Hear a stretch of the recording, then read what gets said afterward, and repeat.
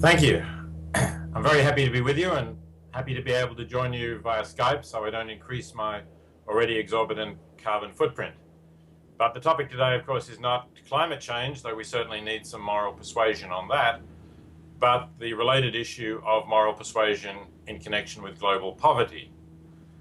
And that's an issue that I've been trying to persuade people about for 40 years, almost 40 years ago, when I wrote an article called Famine, Affluence and Morality.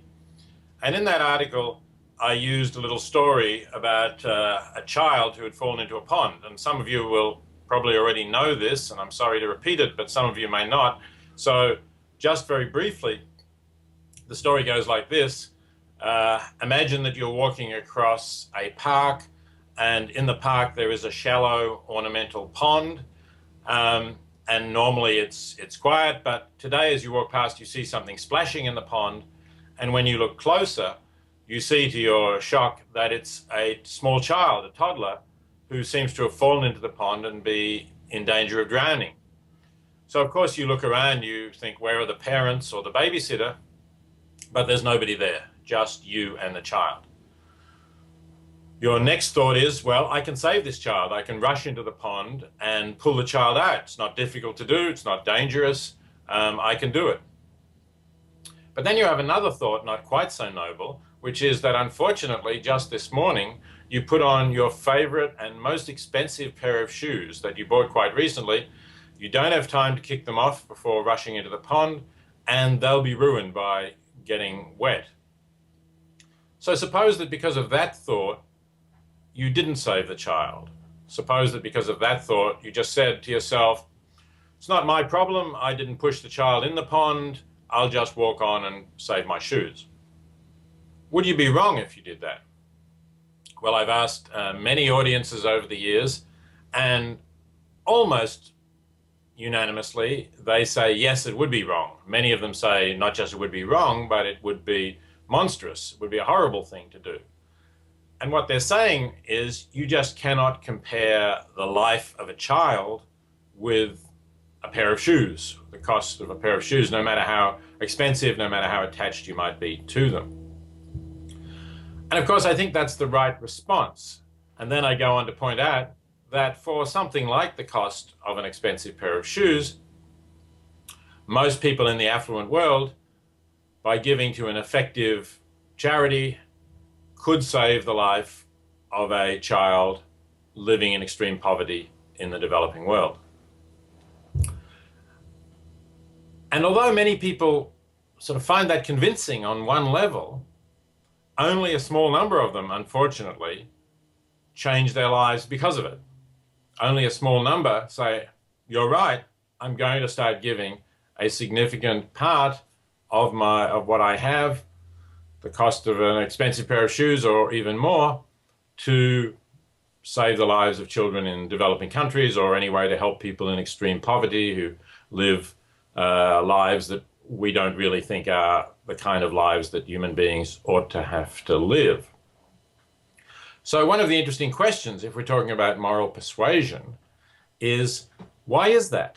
Why is it that people are not more easily persuaded that they can quite easily and without great sacrifice save the life of a child in a developing country, when almost all of them, I'm sure, would actually save the life of a child drowning in the pond in front of them?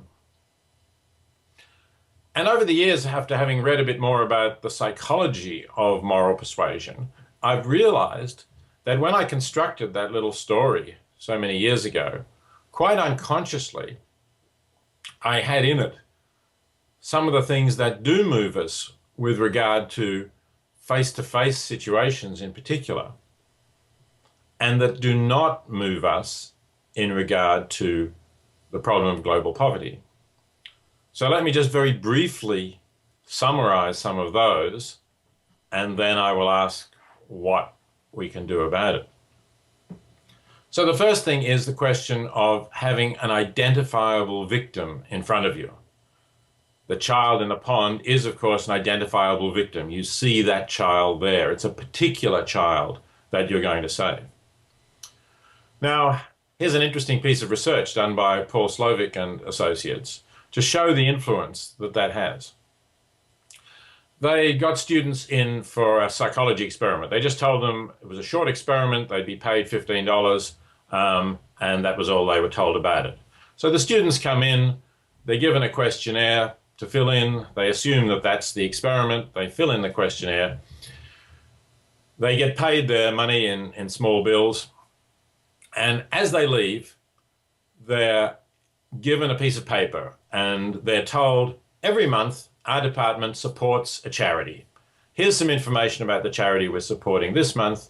Would you like to give some of what you've just earned to that charity? And then, randomly selected, half the students were given a leaflet that had a picture of a small African girl and some writing that said, "This is Rokia, she's 7 years old, she lives in Malawi, she often goes to bed hungry at night, you can help her." And the other half got no picture, no name. They were just told, every night in Malawi, thousands of children go to bed hungry. You can help them. Now, which group gave more? You've probably guessed it.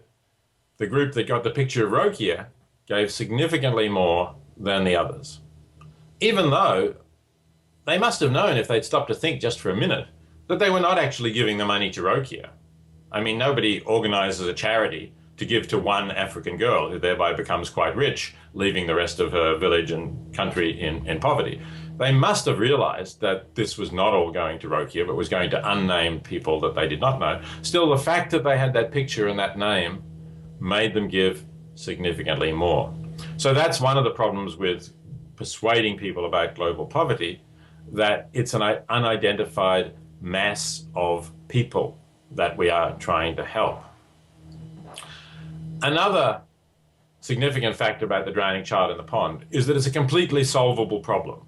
You pull the child out, there's nobody else drowning, you restore the child to the parents or babysitter, you go on your way, finished, done. Global poverty often is not, of course, is not like that. You or I or even Bill Gates could help many people, but not all of them. There'd still be people in poverty. And again, Paul Slovic has done research showing that we focus on the people we can't help, I think quite mistakenly. But for example, if people are told that for $5,000, they could save almost all of the people in a refugee camp, and there are 100 people in that camp, and they could save, let's say, 80 of them, they will say, yes, let's do that. That's a good thing to do. If they're told that for the same sum, they could save 200 people, not 80, 200, but there are 1,000 people in the camp and they can only save 200, they're not so positive that that's the right thing to do. Any economist will tell you that's absurd. You're getting much better value for your money. You're saving more than twice as many people. But our psychology focuses on the fact that we can't solve the problem completely. And we need to focus on the fact that we are, of course, helping specific people. The more, the better. Another question about the drowning child in the pond is that we are the only ones who can do it, right? You are there by the pond, there's nobody else around, it's all up to you. That is an important factor. If you see other people around who are not helping, you'll be less likely to help. Again, there's some psychology research, this time by my Princeton colleague John Dowley and Bib Latine, in which they use stooges in a situation where help is needed. Somebody in the next room, you can't see them, somebody pretends to have fallen and to be in great pain and to calling out and say, help, help. And if there's just one genuine subject of the experiment in the next door room, they'll put down what they're doing and get up and say, what's the problem? Can I help you? But if there's a few stooges in the room who seem to be students doing the same experiment, and they don't get up and help, they, of course, also hear the same call for help, the real subject of the experiment is much less likely to help. And unfortunately, in the case of global poverty, we see that there are many other people, some of them significantly richer than we are, who are not helping. So that's another problem to be overcome. And the final important difference is that in the drowning child situation, you know that your help will be effective, or almost certainly will be effective, that you can pull the child out, that the child is still alive, will be okay. There's a lot of skepticism about the effectiveness of aid, and that's a factual thing that we need to overcome. I think we can overcome it. We are getting a lot smarter at auditing and checking whether aid is really effective. And indeed, it really is working. When I wrote that article nearly 40 years ago, according to UNICEF, there are about 20 million children under 5 dying from avoidable poverty-related causes every year. When 3 years ago, I published a book, The Life You Can Save, about this problem, I said that according to UNICEF, the number of children under 5 dying is just under 10 million. In other words, it had halved. And the good news continues. When I just recently checked the latest UNICEF figures, it's down to 7.6 million. So it's down to almost a third of what it was 40 years ago, although the population of the world has almost doubled in that time. So it's much less common for children to die before the age of 5 from poverty-related causes. And aid isn't the only factor there. Economic development has helped, but aid is a significant factor. And we now have organizations that you can go to find out where aid is effective. For example, GiveWell, givewell.org, does these checks. So I think we can meet this problem as well. And what that means is that it's time to really make more of a concerted effort for thoughtful, intelligent action to persuade people to give. One of the important things here is that even if everybody gives just a relatively modest amount, we can make a huge difference, because at present we're giving so little. You're in the Netherlands, one of only 5 countries that even meets or exceeds the United Nations target of 0.7% of gross national product to give to aid. Other countries, like where I am, the United States, gives only about 0.2%, only about 20 cents, or maybe throw in some private charity, maybe 30 cents at the most in every $100 that the nation earns. If we were to give $1 or $2 in every 100 we earn, we would have a huge increase in the availability of aid. And if we use it effectively, we could, I think, eliminate a great deal of global poverty. And we would not be making a sacrifice. We would be giving up a few consumer goods. I'm talking, when I say we, about people in the middle class and above in those affluent countries. We would be giving up a few consumer goods, but we would be able to feel that we are making a positive difference in the world. And a lot of people, a lot of givers, feel great satisfaction and fulfillment when they do that. So I don't think we should think of it as a sacrifice. What we need to do, though, is to build a critical mass of people who are giving, to build communities of people who are giving thoughtfully and intelligently, and support others who are doing this. And it's happening. You can find it on the web. You can find organizations like Giving What We Can, which encourages people to pledge to give 10% of their income. I've got a website, thelifeyoucansave.com, which also encourages people to make a more modest pledge for most people. And Bill Gates started the Billionaires Pledge. If you happen to be in the Billionaires Club, you can join Bill Gates and a pledge to give half of your total wealth before you die to charity. So there's a group called Bolder Giving, another group that is encouraging people to give more. I think this is the way to go. I think we need to change people's ideas of what it is to live an ethical life in the 21st century. A century in which we have more than 1 billion affluent people living, despite the recent financial recession, at an historically unheard of level of affluence.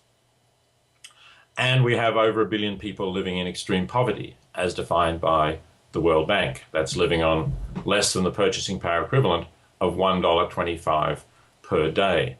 So in a world like that, I think we need to persuade people that to live an ethical life doesn't just mean not harming others, not killing them or injuring them, not cheating, stealing, lying, paying your taxes, etc.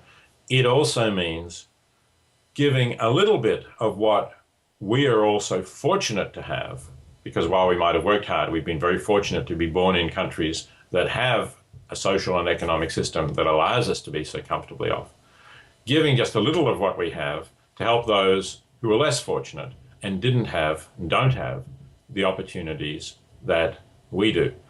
I think that together, if we do this, and if we use the new psychological knowledge that we have, some of which I just briefly mentioned, but I could only scratch the surface, about the psychology of giving and what will lead people to give more, I think that we can really start a new era in which we do start to, or continue to, I should say, cut back on the proportion of people in the world who are living in extreme poverty, and therefore, of course, on the proportion of people who are losing their lives and living lives that are not dignified lives for human beings in a world in which there simply is no need for people to be dying like that and living like that. Thank you very much.